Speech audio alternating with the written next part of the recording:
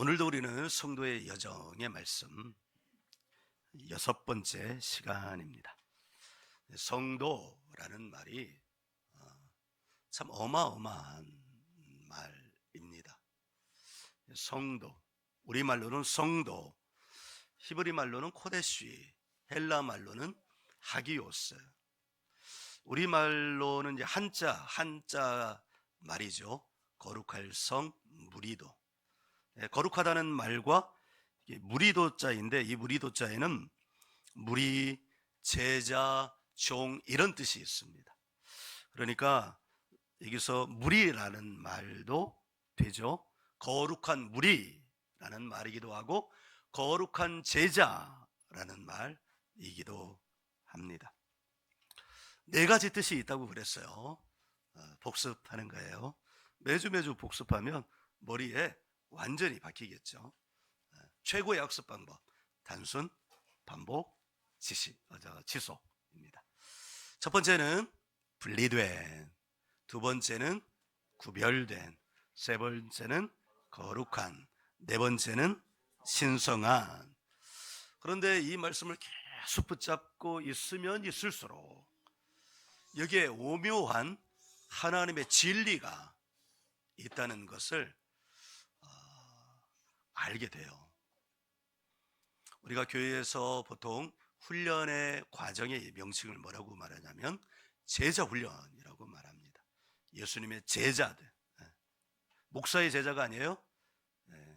예수님의 제자들은 하나님의 제자도 옳은 표현은 아니죠. 예수님의 제자. 그런데 제자 되는 단계를 굳이 구별하자면 이 성도의 이 뜻, 분리된, 구별된, 거룩한, 신성한, 그러니까 한 인간의 존재의 성장, 이 표현 아니겠어요? 처음에는 세상에 속해 있다가 세상에 분리되는 거죠. 분리되는 거예요. 근데 분리만 되면 안 돼요.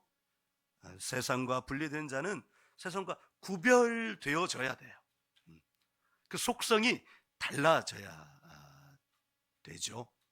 나중에 이제 다시 언급하겠지만 베드로후서의 신성한 성품, 성품이라고 말할 때 그것을 성품이라고 번역했는데 더 의미에 그 말하고자 하는 의미에 더 분명 가깝게 번역을 하기 위해서는 신성한 특성, 신성한 특질. 그러니까 성도에게는 이런 신성한 특성이 있다라는 말이죠. 이 네 단계를 꼭 기억하세요. 성장하는 단계입니다. 그래서 바울 사도는 성도들에게 이렇게 요구했어요. 하나님의 요구이시기도 하죠. 너희는 온전해져서 예수 그리스도의 장성한 분량에까지 이를지니라. 이거 명령한 거예요. 명령. 그러니까 성도 된 자는 하나님의 성도 된 자는 어디까지 이르러야 되냐면 예수 그리스도의 장성한 분량까지 이르러야 될 사명이 있는 거예요. 그리고 그 신성한 특질의 맨 마지막에는 뭐가 있느냐면 사랑이 있는 거예요. 사랑. 예수님이 이렇게 말씀하셨어요. 예수님이 오셔서 자꾸 유대인들이, 바리새인들이, 사두개인들이 이렇게 시간이 흘러오면 전통이 생기잖아요. 그 전통을 마치 하나님의 말씀인 양 사람들에게 강요하고 그것이 마치 율법인 양, 사실은 율법이 아니죠. 율법은 토라, 하나님의 말씀을 말하는 건데 전통과 율법을 같이 해버린 거예요. 그런데 예수님이 오셔서 사람이 만들어 놓은 전통, 이 전통을 자꾸 거스르니까 예수님에게 이렇게 말씀하죠. 저 율법을 파괴하러 온 자, 그런데 예수님이 그 말씀을 듣고 뭐라고 말씀하셨냐면, 내가 율법을 파괴하러 온 것이 아니라 율법을 완성하러 왔다. 네. 그리고 그 율법의 완성의 끝은 뭐예요? 사랑이에요. 네. 그러니까 이 구약성경, 특히 율법, 토라, 창세기, 출애굽기, 레위기, 민수기, 신명기의 핵심은 두 가지예요. 하나님을 사랑하고 이웃을 사랑하는 거예요. 근데 하나님을 사랑하는데 어떻게 사랑하는 거예요? 마음과 뜻과 힘을 다하여. 네. 근데 최고의 사랑은 뭐예요? 마음과 뜻과 힘을 다하여 사랑하는 거예요. 그렇게 사랑하는 것처럼 이웃을 사랑하라고. 이웃을 어떻게? 내 몸처럼. 그러니까 내 몸처럼이라는 단서를 붙인 건 하나님을 사랑할 때 어떻게 사랑하라고 그랬어요? 너의 마음과 너의 뜻과 너의 힘, 그러니까 너의 너, 똑같은 말이에요. 그러니까 예수 그리스도의 장성한 분량, 신성한 특질의 끝은 그래서 당연히 뭐가 오게 되냐면 사랑이 오게 되는 거예요. 그러니까 이 네 단계 안에 여러분 이 신성한 특질이, 성도의 신성한 특질이 다 적용이 되는 거예요. 분리의 단계에서 구별된 단계로 넘어가려면 이 신성한 성품들의 특질이 거기서 이렇게 끌어올려야 돼요. 오늘 말씀의 제목이 성도의 구별, 인생과 시대의 도약인데, 도약이라는 말은 이렇게 뛰어오른다는 말이잖아요. 분리해서 거기에 머물러 있지 않고 그 분리 단계에서 구별의 단계로 어떻게 해요? 뛰어 올라와야 돼요. 저 바닥이 세상이라면 저기서 분리된 뛰어오른 단계가 여기 강단의 분리. 네. 그럼 저 아래 머물러 있기만 하면 분리된 상태이기만 해요. 특질은 세상과 똑같은 거예요. 근데 여기서 어떻게 돼요? 여기서 도약해야 돼요. 이렇게 뛰어 올라와야 돼요. 네. 이게 구별이에요. 여기 구별. 오늘의 말씀은 여기 지금 구별의 말씀을 함께 나누는 거예요. 근데 거기에 인생의 도약 이렇게 표현하지 않고 인생과 시대의 도약이라고 그랬어요. 시대는 우리가 살아가는 이 동시대, 우리가 세상이라고 말하지 않고 제가 시대를 말했어요. 시공간을 의미하는 거예요. 왜 그렇게 표현을 했느냐면 하나님의 말씀이 있는 곳마다 인생이라고 말하면 한 개인, 그런데 하나님 나라는 한 개인에게만 해당되는 것이 아니라 그 개인을 뛰어넘어서 어디까지 이르는 거예요? 시대까지 이르는 거예요. 그 사람이 살고 있는 시공간을 의미하는 시대까지 흐르고 있는 것입니다. 할렐루야. 그래서 우리의 믿음은 개인적인 면에만 제한되는 건 아니에요. 내 영혼, 몸의 문제에만 갇혀져 있는 게 아니에요.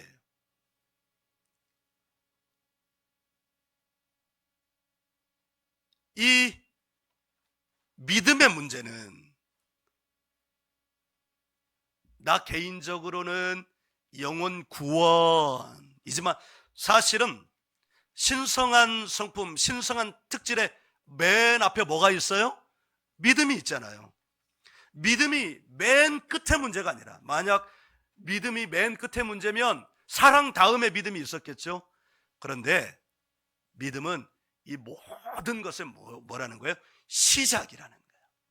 분리되는 것도 무엇으로 시작하는 거예요? 믿음으로 시작하는 거예요.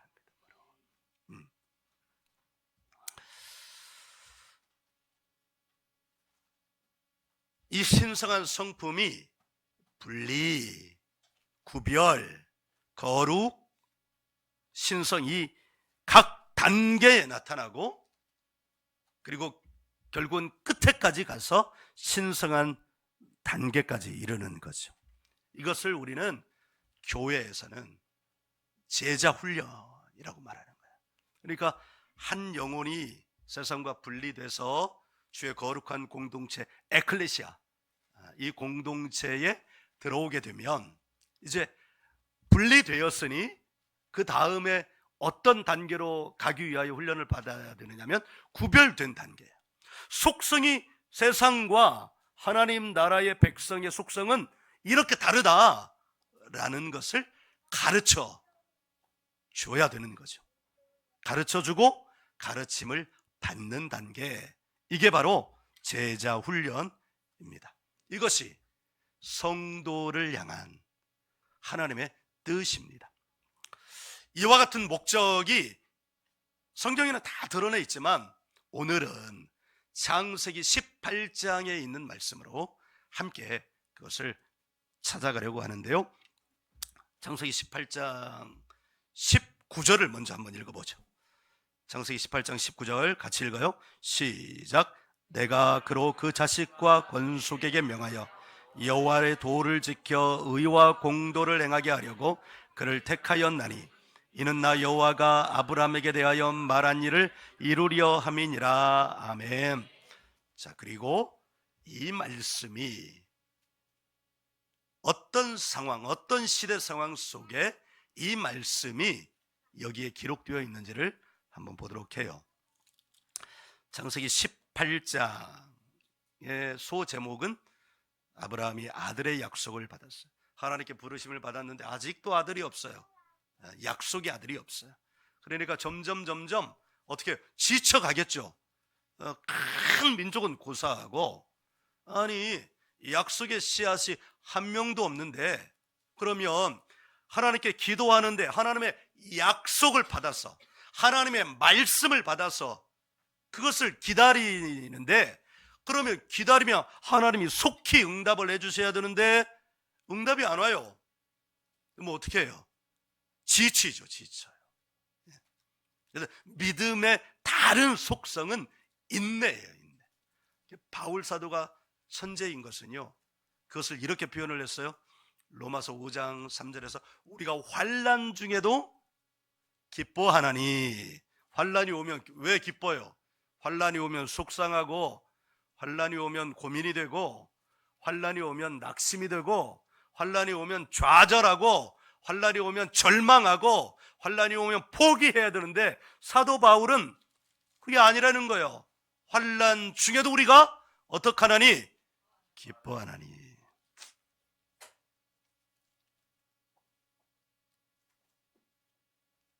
여러분 기뻐할 수 있어요? 환난이 오면? 아주 정직한 반응을 하는 분이 계셔요. 환난이 오면 기뻐하기 어렵죠. 그런데 기뻐하는 이유를, 기뻐하게 될 이유를, 성도는 기뻐해야 된다는 그 이유를 이렇게 말합니다. 환난은 인내를.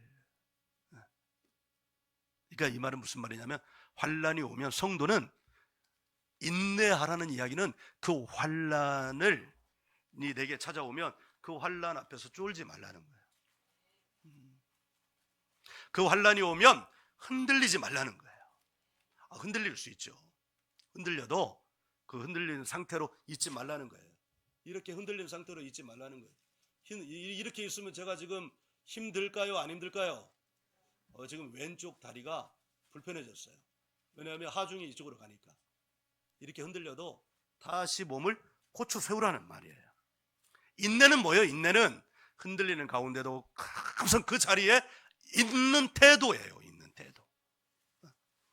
왜 인내해야 될까? 왜? 연단이라고 번역된 이 말은, 정확한 번역은 성품이에요. 성품.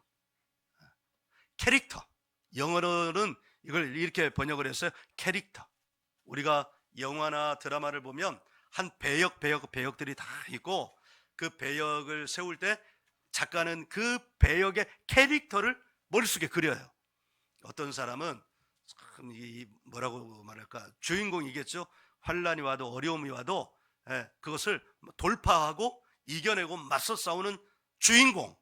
어떤 사람은 그 주인공을 괴롭히는 아주 못된 사람, 요새 빌런이라고 그래. 빌런.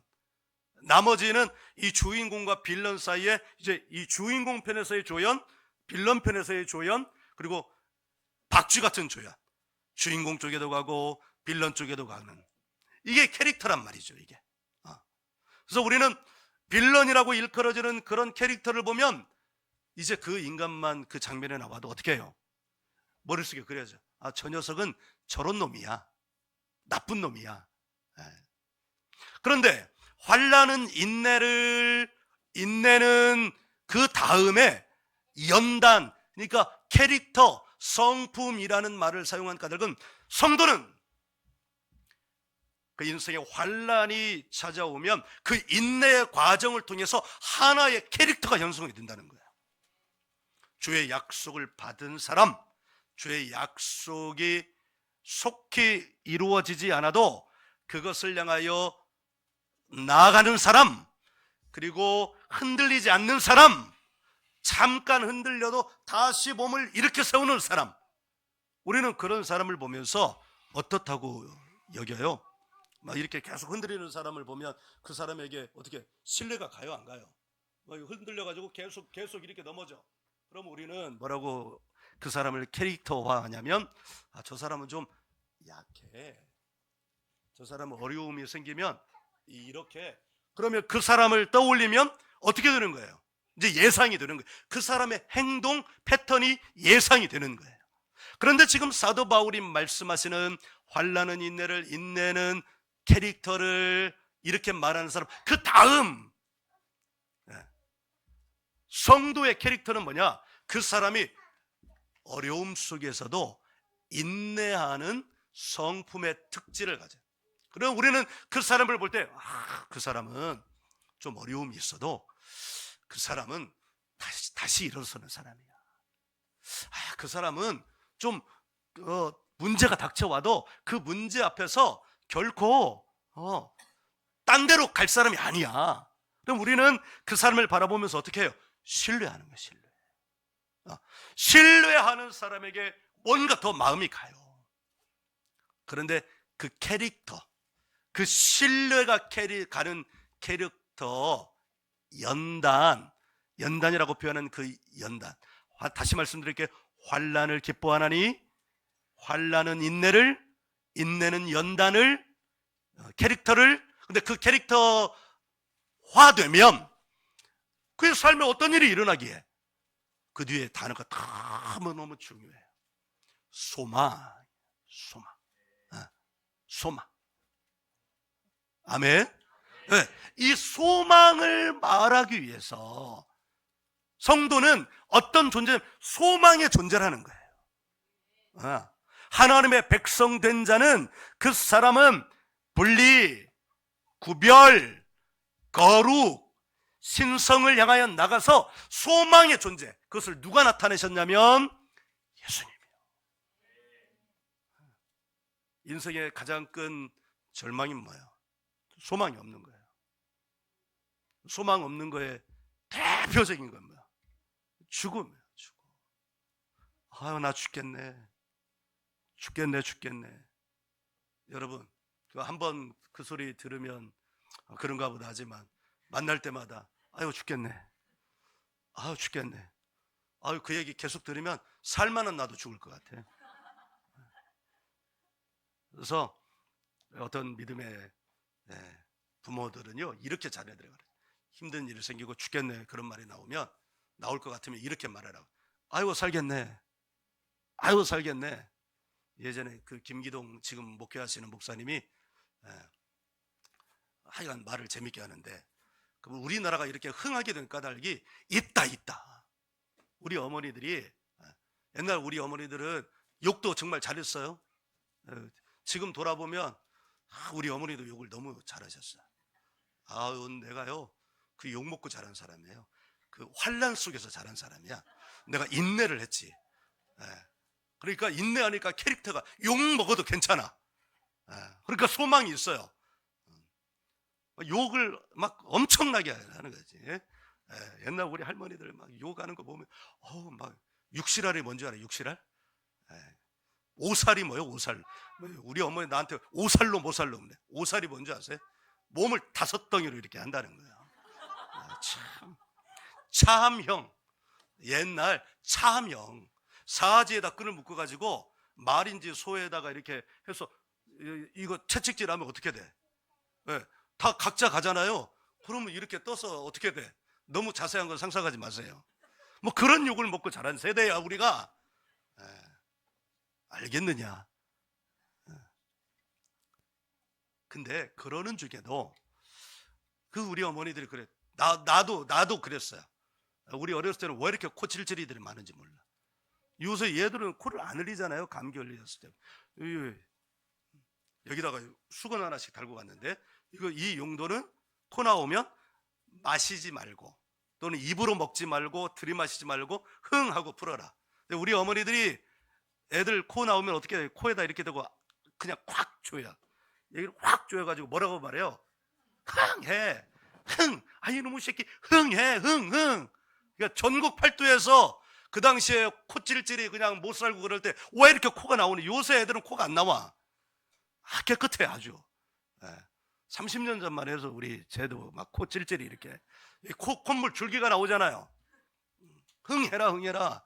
전국 팔도에서 24시간 내내 흥해라 하니까 이렇게 나라가 흥한 거예요. 우리 어머니들의 흥 다시 코가 이렇게 줄줄줄 나와야 그 말이 나올까? 여러분, 성도는 이런 사람이에요. 어떤 존재로 살겠어요? 어떤 존재로?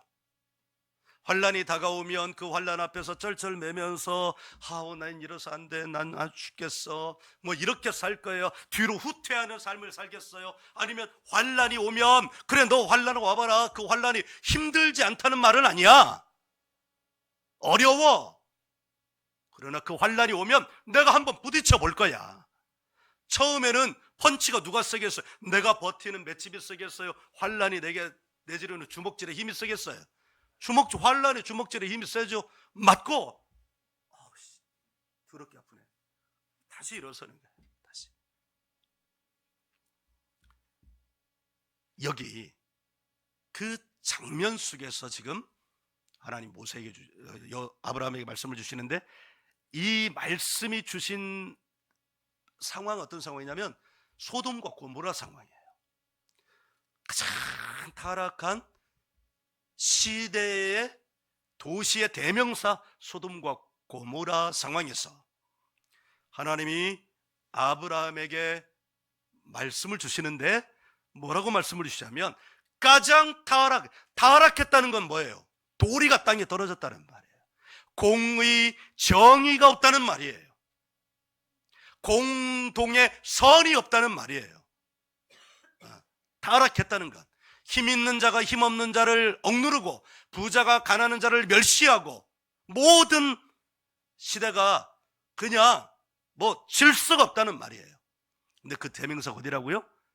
소돔과 고모라인데 그 정중앙에서 지금 하나님이 아브라함에게 뭐라고 말씀하시냐면 19절에 내가 그로 그 자식과 권속에게 명하여 여호와의 도를 지켜.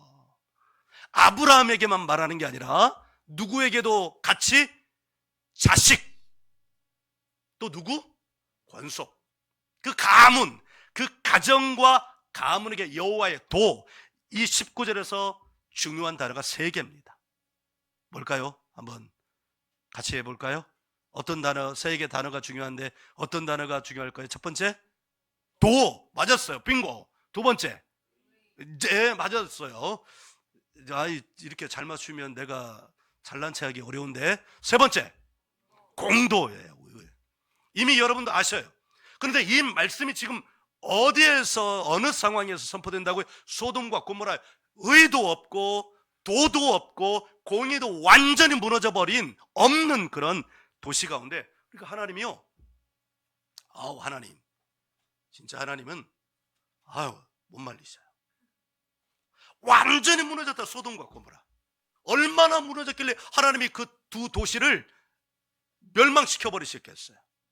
하나님이 다시는 심판하지 않겠다고 그러는데 소돔과 고모라는 하나님 보시기에 여기는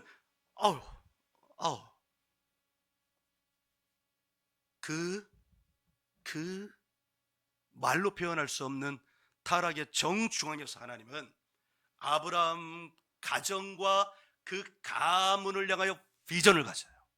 하나님은 그 정중앙에, 다시 말씀드려요, 그 말로 표현할 수 없는 완전히 소망이 없지. 소망이, 그러니까 소망 없는 시대 안에서, 시대 바깥이 아닙니다. 멀찍이 떨어져 가지고 오케이, 이게 아니고 시대 정중앙에 들어가 가지고 그 시대와는 정반대편에 있는 뭐를? 도와, 의와 공도의 비전을 가져요. 그러니까 진짜 하나님은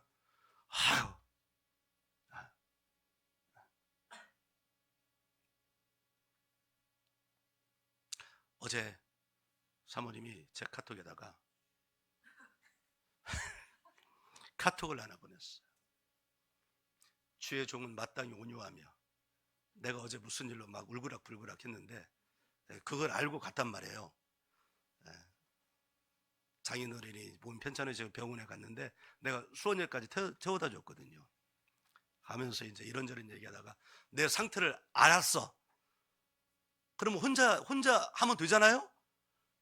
근데 카톡에다가 선생님처럼 주의 종은 마땅히 온유하며, 이걸 해놓으니까 막 내 울그락불그락 하는 거야.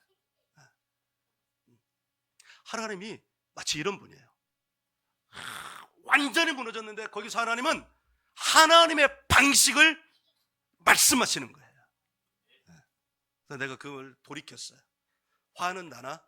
남자는 그래요. 내가 하려고 그러는데 와이프가 얘기를 하잖아요. 그럼 안 해.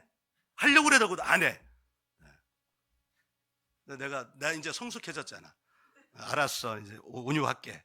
네, 이렇게 했는데 하나님이 그런 분이셔요. 완전히 무너져 버리는 세대 가운데 그분은 비전을 가지시는 분이야. 그러니까 아브라함의 가정, 아브라함의 가문을 통해서 하나님이 비전을 가지신다고. 그게 도와 의와 공도예요. 여기 도라는 말은 무슨 말이냐면 가장 기본적인 의미는 길이라는 말이에요. 가는 거잖아요. 근데 길이라는 의미는 가장 기초적인 단어이고, 여기에서 이 의미는 뭐냐? 태도, 습관, 방식이에요. 그러니까 여호와의 도라 이렇게 말하면 누구의 태도, 습관, 방식인 거예요? 하나님의 태도, 습관, 방식인 거예요.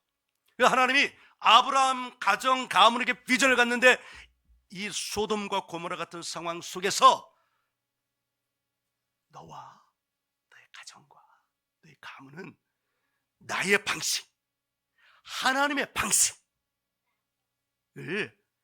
지켜라. 이거 아브라함이 미치고 발짝 뛰려는 얘기였어요. 저 같으면 그런 것 말고 빨리 약속하신 아들이나 주세요. 근데 그 약속하시고 이렇게 말씀하시는 거야. 그렇다면 하나님의 태도, 습관, 방식이 뭐냐?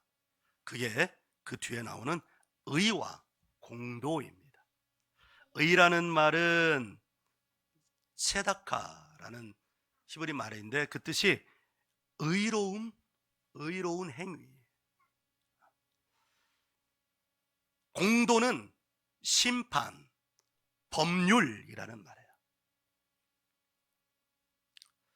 둘 다 뭐에 초점을 맞추고 있냐면 아브라함은 이미 구원을 받았잖아요. 그러니까 구원의 초점이 아니야. 아브라함은 이미 구원 받았어요. 그럼 구원 받은 자에게 그 다음에 필요한 게 뭐냐? 여호와의 도. 근데 그 하나님의 습관, 태도, 방식이 뭐냐? 의로운 행위, 법률을 지키는 사이라는 거예요. 무슨 말이냐면 구원받은 자가, 믿음을 가진 자가 어떻게 살아야 하는지를 말씀하고 있는 거예요. 어떤 방식으로 살라는 거예요? 분리되기 이전에 세상의 방식이 아니라 누구의 방식으로? 하나님의 방식으로 살아라. 네.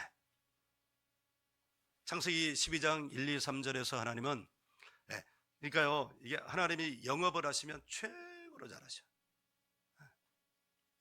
저도 영업사원인데 처음 이제 고객을 만났을 때 제일 먼저 필요한 건 그의 마음을 얻는 거거든요. 그의 마음을 얻으려면 좋은 얘기를 해야 되잖아요. 하나님이 아브라함을 처음 부르실 때 좋은 말씀을 하셨어요. 여호와께서 아브라함에게 이르시되 너는 너의 본토 친척 아비 집을 떠나 내가 너에게 지시할 땅으로 가라. 내가 너로 어떻게 하고 큰 민족을 이루고 너의 이름을 창대케 하리니 너를 축복하는 자에게는 내가 복을 주고 너를 저주하는 자는 내가 저주해 버릴 거야. 그러니까 너는 복이 돼야 돼.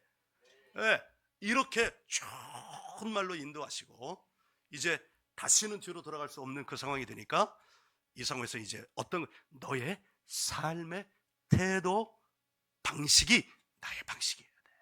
근데 그것을 어디에서? 완전 타락의 대명사. 지금도 타락 말하면 소돔이에요. 소돔이 타락한 자 이렇게 표현할 때는요, 소돔이 이렇게 표현을 해요. 그러니까 이때가 지금 연대로 치면 약 4,000년 전이에요. 그러니까 잘 살아야 돼. 만약 여기서 누군가가 타락의 삶을 살잖아. 그럼 하나님이 기억하셨다가 그때 만약에 성경이 다시 재개정되면 소돔이 지금 4,000년이 지난 지금도 소돔이 하고 있는데 만약에 하나님이 성경을 개정해가지고 만약 김종균이 그랬다면 종교미 해가지고 타락의 대명사를 하면 어떡할 거예요?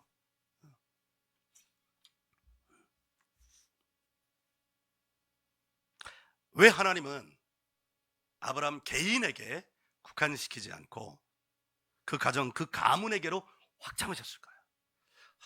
여기가 참 중요해요. 그 이유는 사람은 사회 안에서 살아가는 존재이기 때문이에요. 사회 안에서 살아간다는 것은 사람은 홀로 살 수 없고 관계 안에서 관계를 맺으며 영향을 주고받으면서 살아간다는 것을 의미하는 거예요. 그러니까 신성한 성품, 믿음, 덕, 지식, 절제, 인내, 경건, 형제우애, 사랑, 이 모든 것은 다 사실은 관계의 언어예요. 믿음부터 시작해서. 믿음은 어떤 누구와의 관계의 언어예요? 하나님과의 관계. 오늘 말씀이 주어진 사회적 배경은 완전히 타락한 소돔과 고모라 상황이에요. 그런데요, 역사학자들에 의하면 이 소돔과 고모라는 그 시대에서 최고로 발전한 도시였다고도 해요. 자, 그렇다면 우리는 여기서 하나의 진리를 발견할 수 있습니다. 발전하는 것이 선이라고 말할 수 있어요? 아니에요. 최고의 발전하는, 최고의 타락이 동전의 양면처럼 따라오게 되어 있는 거예요. 이거를 우리는 반드시 알아야 됩니다.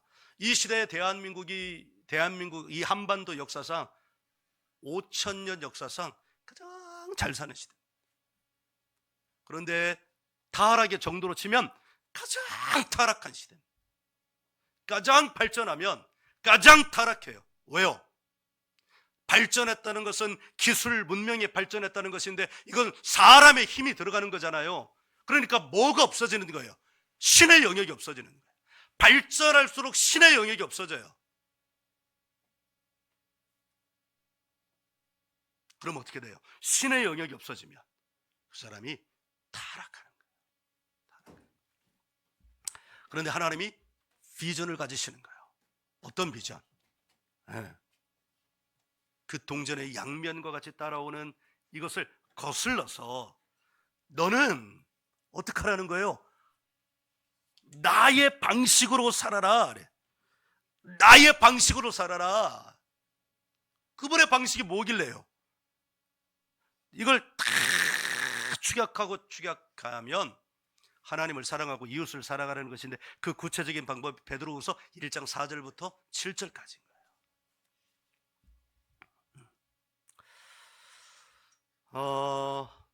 하나님이 한 사람을, 한 가정을 성도로 부르실 때는 이와 같은 원대한 비전이 있는 거예요. 아멘. 우리 세 가지, 유대인들이 자기 자녀들에게 태어나면서부터 그가 말귀를 알아듣고 글자를 알아듣고 세상에 나가기 전까지 계속해서 가르치는 세 가지가 있다고 그랬잖아요. 첫째, 하나님은 유일한 하나님이시다.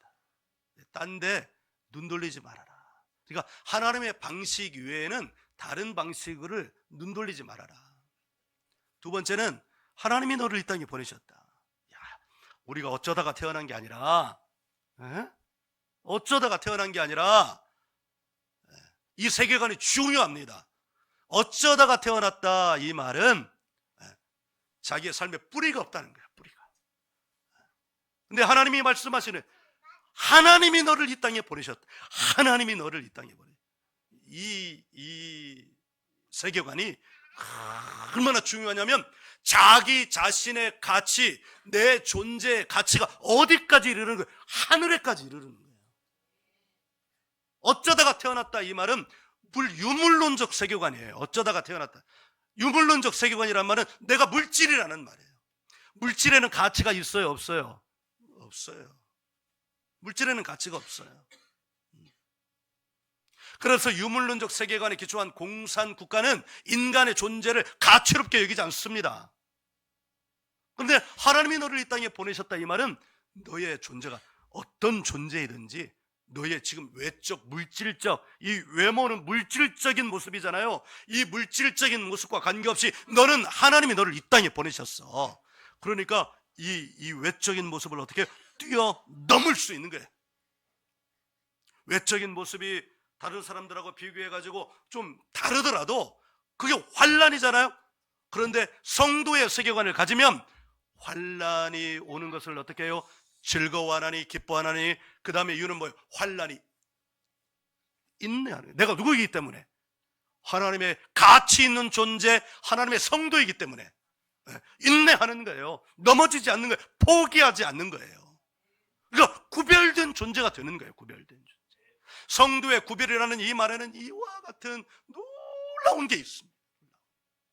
그러니까 이 말씀을 받고, 이 말씀을 묵상하고, 이 말씀을 되새기고, 이 말씀을 믿음으로 한 발자씩 걸어내가는 삶이 어떻게 쉽게 포기되는 삶이 될 수 있냐, 이 말이에요.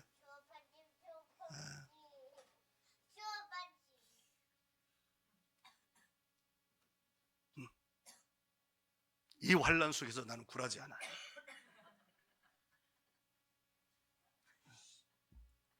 할렐루야. 성도의 구별은 이토록 놀라운 것입니다. 그러니까 하나님이 이 아브라함에게 어떤 비전을 놀라운 비전을 갖고 계시는 거예요.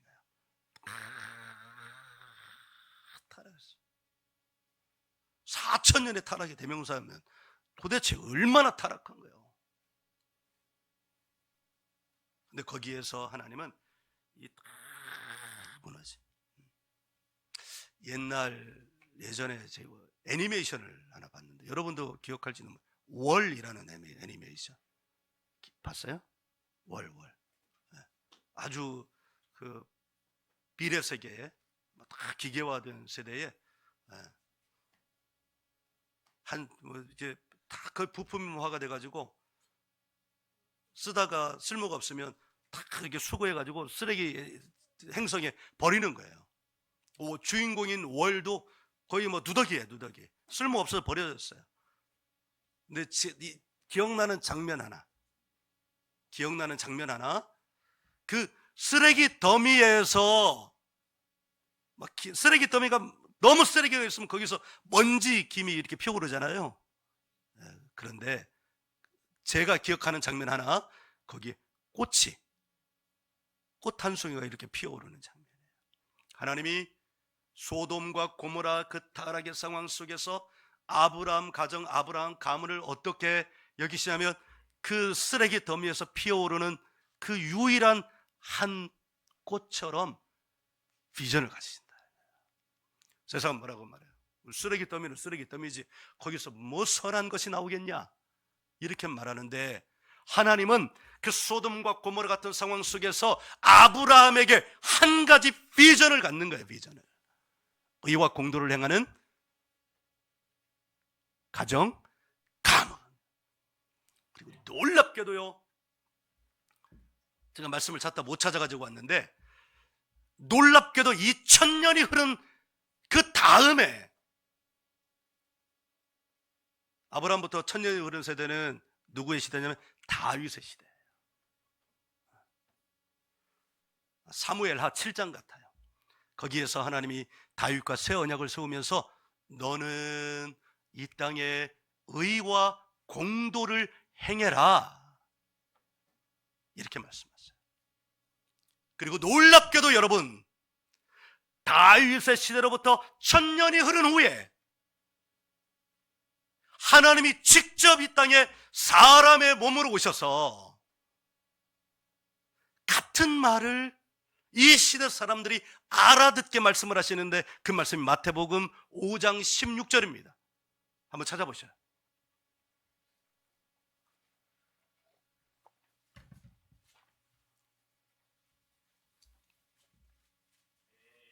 마태복음 5장 16절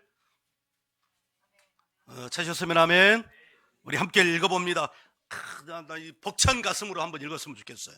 여러분 읽는데 그 벅찬 가슴이 느껴졌으면 좋겠어요. 같이 한번 읽어요. 시작.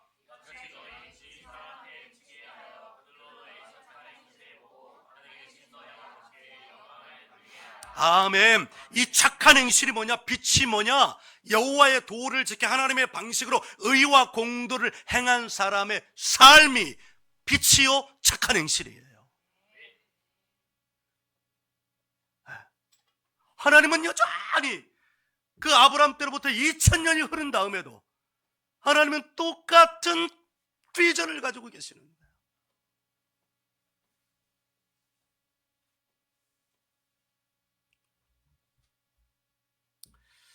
아멘. 우리가 신유대인 프로젝트를 시작해서 차근 걸어가고 있습니다. 연구하고 구성하고 구체화하고, 그게 맞춰지면 이제 내놓을 거예요. 그러면서 이런 마음이 들어와요. 너희는 비록 아주 작은 공동체지만 그러나 내가 너희를 향하여 이 비전을 갖는다.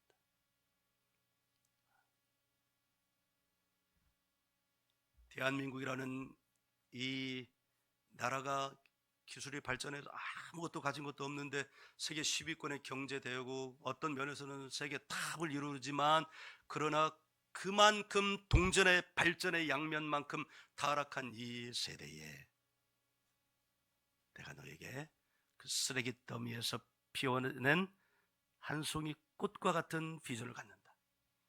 너의 가정, 너의 가문, 너의 공동체를 통하여 의와 공도의 하나님 나라를, 그 꿈을 갖는다. 성경에는 두 개의 큰 강물이 흐르고 있습니다. 하나는 개인적 차원의 영성입니다. 이건 하나님과 깊은 관계를 말로 다 할 수 없이 친밀한 깊은 관계를, 영성이에요.